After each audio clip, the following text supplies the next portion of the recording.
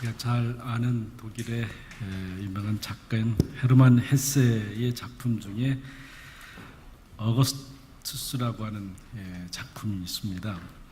전체적인 단편지지만 전체적인 내용은 이렇습니다. 어느 집에 어거스투스라고 하는 어린아이가 태어났습니다. 아주 오래간만에 아이를 갖게 돼서 너무 기뻤는데 한 노인이 찾아와서 축하를 하면서 오래간만에 아이 하나 얻었으니 내가 꼭 소원을 하나 들어주겠으니 말하시오. 그래서 무슨 소원이든지 한 가지만 말하면 꼭 들어주겠다고 그럽니다. 그때 어머니가 지체 없이 이 아이는 누구에게든지 사랑받는 아이가 되게 해주세요 그랬어요. 그저 주변 사람으로부터, 친구로부터, 선생으로부터 그저 사랑받는 아이가 되게 해주세요. 그래서 이 아이는 정말 주변으로부터 사랑을 많이 받고 이제 살았습니다. 그런데 문제는 그저 자기가 언제나 누구에게나 사랑받을 자격이 있다고 생각하면서 교만하게 지냈습니다. 나는 사랑받을 만한 자격이 있다. 이제 어느덧 이 어린 소년이 노인이 되었을 때 다시 이 노인이 찾아와서 묻습니다. 마지막으로 이제 내가 또 한 가지 소원을 들어줄 테니 말하시오. 이 노인이 한참을 생각하더니 사랑하는 사람이 되게 해주세요 그랬다는 거예요. 사랑하는 사람이 되게 해주세요. 여러분, 우리는 어떻습니까? 아직까지도 사랑받게 해주세요 이렇게 기도하고 살아가십니까? 아니면 이제 사랑하는 사람으로 살게 해주세요 합니까? 우리 송명희 시인이 쓴 시 가운데 당신은 사랑받기 위해 태어난 사람, 저도 아주 이 찬송을 아주 즐겨 부릅니다. 당신은 사랑받기 위해 태어난 사람. 근데 어느덧 부르다 보면 한평생 이렇게만 살 건가 그런 생각이 들어요. 한평생 사랑만 받고 사는 사람이 될 건가. 이제 때가 지나면 사랑받기 위해 태어난 사람이 아니라 사랑하기 위해서 태어난 사람으로 가사를 바꿔야 되지 않겠나 그렇게 생각이 됩니다.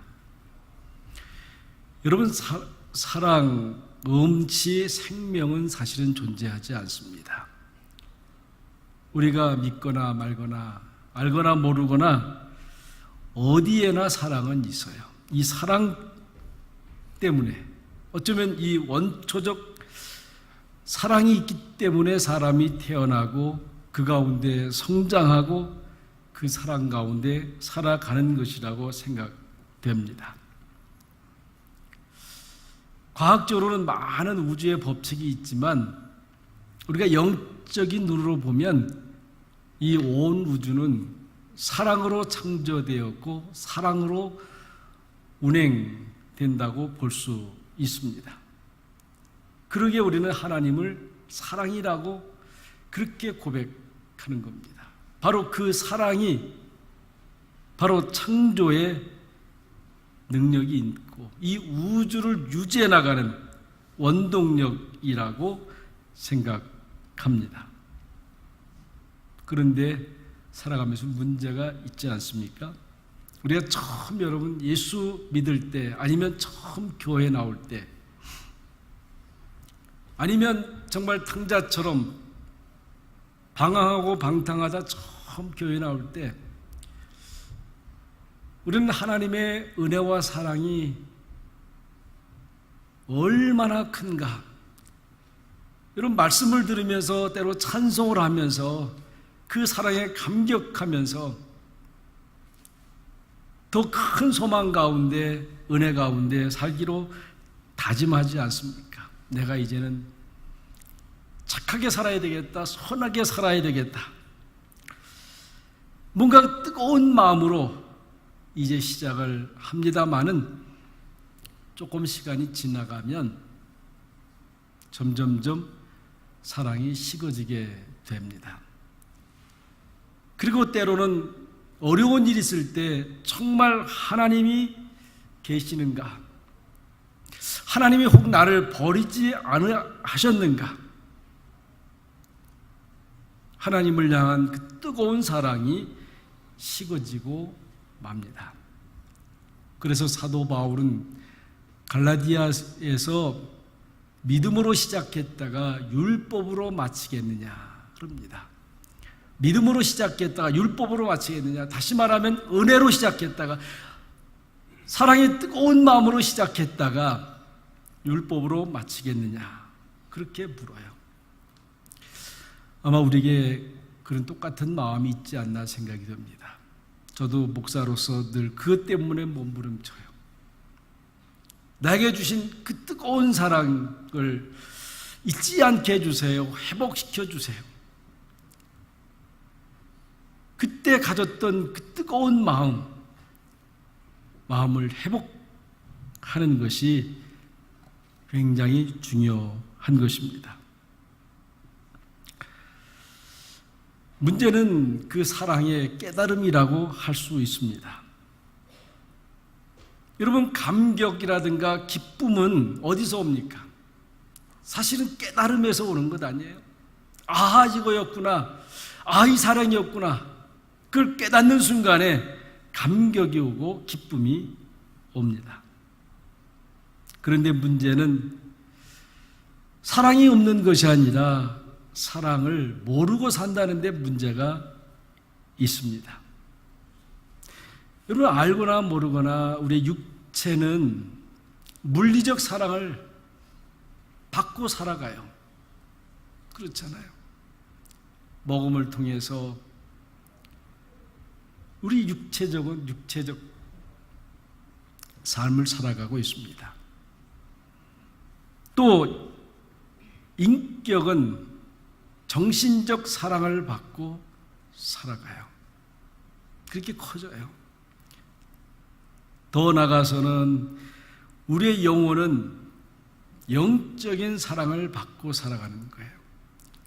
그래서 이것이 세 가지가 잘 조화 있을 때 통합적인 온전한 인격을 갖는 사람으로 살아갈 수가 있는 겁니다. 만약에 이것 중에 어느 하나라도 잘못되면 부자유한 그런 삶을 살아갈 수밖에 없습니다. 문제는 사랑은 분명히 있는데 그 사랑이 깨달아지고 믿어지지 않는다는 데 문제가 있는 것 아닙니까? 2년 전에 저희 집에 한 부부가 오셨어요. 제가 오랫동안 존경하고 함께 했던 분인데 나이차가 15살 차이 정도 돼요. 벌써 우리 권사님과 남편은 벌써 할아버지가 돼서 꾸부적하셨어요. 저희 집에 와서 한 열흘 지내시다 가셨는데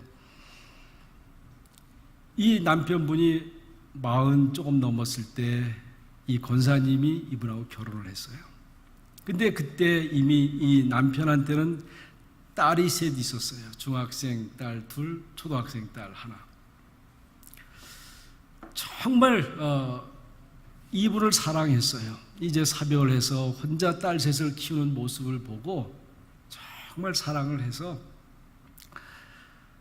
좀 어렵겠지만 내가 이 들어가서 정말 주님의 사랑으로 이 가정을 잘 섬겨야 되겠다고 그렇게 해서 이제 결혼을 하게 됐는데 가끔씩 저한테 이제 연락이 와요. 제 형제 좀 만날 수 없겠냐고. 왜요? 같이 기도 좀 했으면 좋겠다고. 그러면서 딸의 이야기를 해요. 정말 이 딸들을 자기는 낳지는 않았지만 낳은 딸처럼 정말 사랑하고 잘 키우려고 하는데 아이들이 반항한다는 거예요. 뭐라고 반항하면 새엄마는 우리를 사랑할 이유가 전혀 없다고. 우리를 낳지도 않았고 지금까지 키우지도 않았는데 지금 새어머니가 우리를 이렇게 하는 것은 다 가짜고 위선이라고 저한테 와서 어떻게 하면 좋겠냐고. 제가 또 뭘 압니까? 모르죠. 한 해 그렇게 오랜 시간을 지났어요. 어떻게 하면 이 딸들에게 내가 저들을 사랑하는 것을 어떻게 알게 할 수 있을까? 그저 저도 그것밖에 기도하는 게 없어요. 하나님, 저 딸들이 저 어머니가 사랑하는 것을 믿게 해주세요. 깨닫게 해주세요. 이해하게 해주세요. 훗날 커서 그 딸들이 와서 고백하더라는 거예요. 이제 시집가서 애를 낳고 보니까 어머니가 그때 우리를 위해서 얼마나 기도했고 얼마나 사랑으로 키우려고 애를 썼는지 어머니 손을 자기 손을 꼭 잡고 울더라는 거예요. 여러분, 하나님이 우리를 향해서 그 사랑한다는 그 사랑의 확증을 어떻게 보여주겠습니까? 하나님이 우리에게 우리를 사랑한다는 걸 어떻게 보여주시겠어요? 그것이 요한복음 3장 16절 아니에요? 하나님이 세상을 이처럼 사랑하사 독생자를 주셨으니 그것밖에 없는 거예요. 내가 가장 아끼는 이 독자, 이 아들을 준다. 여러분, 독자로 사신 분들, 또 독자가 있는 가정들, 이 독자가 얼마나 중요합니까? 그거는 자기 생명하고 똑같은 거 아니에요? 그래서 십자가에 죽으시고 자기 독생자를 주시고 십자가에 죽으심을 통해서 우리에 대한 사랑을 확증하셨다고 그랬어요. 그럼에도 불구하고 쉽게 깨달아지지 않는 게 이겁니다. 오늘 성경에 8절에 우리가 아직 죄인 되었을 때라고 말씀하고 있어요. 죄인 되었을 때. 이 말씀은 내가 선택한 것이 아니라 하나님이 주도권을 가지고 먼저 사랑했다라고 하는 말씀이에요. 죄인 되었지만 하나님이 우리에게 의의 옷을 입히셔서 사랑했다라고 하는 그런 말씀입니다. 이게 내 의로 사랑받은 게 아니고요. 그가 먼저 나를 사랑하셔서 사랑 받는 자로 만들어 가시는 거예요.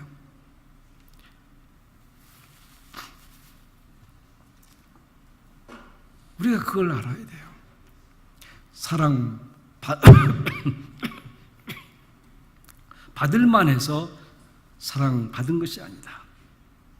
그래서 오늘 보면 8절에 죄인 되었을 때, 10절에 원수 되었을 때 그는 나를 사랑했다고 그랬어요. 저는 이 말씀 하나만 묵상해도요, 이 세상 모든 사람과의 관계를 회복시킬 수 있다라고 믿습니다. 세상 모든 사람들이 나와 원수가 된다고 하더라도 이 말씀을 통해서 우리는 관계를 회복할 수 있어요. 원수 되었을 때 하나님이 나를 사랑했어요. 그 말씀을 부여잡고 원수 같은 사람을 사랑할 수 있어야 되는 것. 때로 그 원수 같은 사람을 사랑해 보려고 애를 쓸 것. 저는 그렇게 믿어요. 하나님을 사랑하고 하나님의 뜻 가운데 살려고 몸부림칠 때 하나님이 그를 사랑하지 않겠냐고요. 그렇게 할 수 있도록 하나님이 능력을 주지 않으시겠냐고요. 우리가 사랑받은 것은 의인으로 사랑받은 것이 아닙니다. 그러기에 내 의에 대해서 고집을 피워서는 안 돼요. 조금 누구보다 의롭게 된 것, 그 별것 아니에요. 하나님 입장에서 보면 다 50부 100부예요. 도토리 키재기 아닙니까? 여러분, 착한 일 조금 한다고 해서, 선한 일 좀 한다고 해서 교만할 것도 없어요. 자랑할 것도 없는 거예요. 내가 처음부터 죄인된 우리를 그 모습으로 하나님이 사랑하신 거예요. 죄인된 모습으로 그대로 사랑받는 거예요. 심리학자인 셀리 그만이라고 하는 분이 패밀리 서클이라고 하는 잡지에서 기고한 글에서 이런 말을 합니다. 삶을 우울하게 만들고 비판적으로 생각하는 사람들의 심리 상태는 이러하다. 첫째는 영구성이다. 그런 말을 써요. 영구성. 스스로 생각할 때 자신의 실수는 영원하다. 그렇죠? 나는 구제불능이다.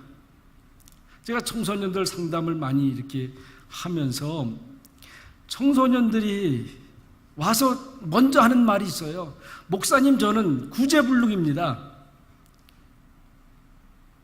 저는 그 말 속에 이 아이가 가지고 있는 고민을 알 수 있어요. 그렇게 수렁통에 빠져 있으면서도 새 사람이 되려고 애를 안 썼겠어요? 새 사람이 되려고 그런 마음을 안 가졌겠어요? 그런데 해보니까 안 돼요. 그래서 처음부터 와서 하는 말이, 목사님, 저는 구제불능입니다. 내버려 두세요.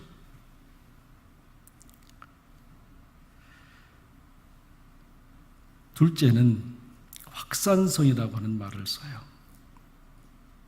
그런 일이 이제 반복되다 보면 주변의 모든 것을 부정적으로 본다는 거예요. 내 팔자는 그저 이렇다. 그죠? 내 팔자는 이렇다. 그죠? 앞으로 넘어져도 깨지고 뒤로 넘어져도 깨지고, 그죠? 이렇게 해봐도 안 되고 저렇게 해봐도 안 되고, 실패를 반복하다 보면 그중에 운명처럼 그렇게 살아가요. 저희 처남이 서울역 앞에서 노숙자 사역을 오래 벌써 해요. 근데 저도 한 번 가서 방문해서 얘기를 들어보니까 노숙자들이 다시 소망을 못 갖는 이유 가운데 첫 번째가 운명처럼 그걸 받아들인다는 거예요. 운명처럼. 딱 그 운명이라고 하는 딱 틀 속에서 자기를 가둬놓고 그저 그게 행복인 양, 그것이 자기에게 주어진 삶인 양 그렇게 생각하고 산다는 거예요. 영혼성이라는. 세 번째는 개인성이라고 하는 얘기입니다. 모든 것이 나 때문이다. 이게 모든 것이 나 때문이라고 하는 게 내가 책임을 진다는 면에서 굉장히 좋은 것 같은데, 이게 자꾸 반복되다 보면 스스로 자괴감을 갖는다. 자괴감을 갖는다는 거예요.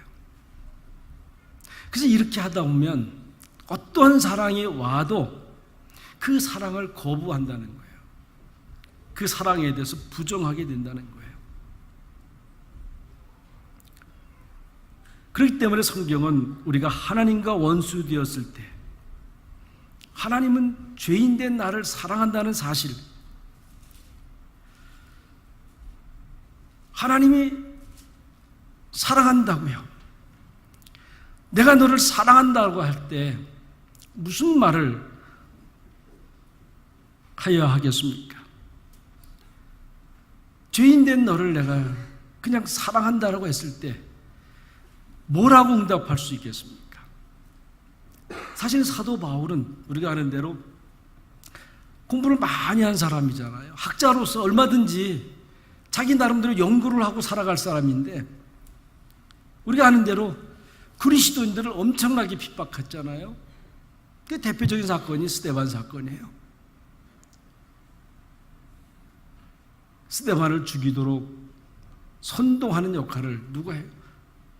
바울이 하잖아요. 그리고 그것도 못해서 이제 핍박받아 멀리 도망간, 다메섹까지 도망간 크리스찬들을 잡아다 고발하려고 가지 않습니까? 얼마나 열심입니까? 그런데 가다가 예수님을 만나잖아요. 사울아, 지금 어디 가고 있느냐? 그렇게 물어요. 그때 사도 바울은 깜짝 놀라요. 그 가운데 부활하신 주님을 만나요. 엄청난 감격 아니에요? 자기가 핍박했던 그 예수를 만나는 그런 기쁨을 누려요. 그 감격하잖아요. 사실은 우리라도 바울 같은 그러한 만남의 감격이 있다고 하면 아마 우리 모두 다가 사도 바울 같은 사람이 될지도 모르겠어요. 그 엄청난 기쁨과 감격 속에 그렇게 바뀌지 않을 사람이 어디 있겠어요? 바울은 다메섹 가서 있다가 아나니아라는 분을 통해 안수받고 눈을 뜨고 그저 전설적이지만 아라비아 광야에 가서 3년을 지나면서 하나님의 은혜를 다시 정립했다고 하는 그런 얘기를 합니다. 성도 여러분, 우리에게 중요한 것은 우리가 죄인 되었을 때, 원수 되었을 때 우리를 사랑하신 그 사랑을 어떻게 확증하느냐 하는 거죠. 어떻게 확증하느냐. 그 사랑을 확증하고 깨달을 수만 있다고 하면 우리는 새로워질 거예요.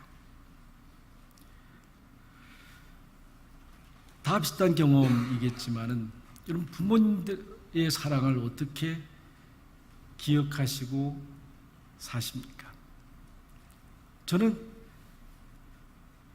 모르겠어요. 남달리 특별한 하나님의 부모님의 사랑을 깨달았어요.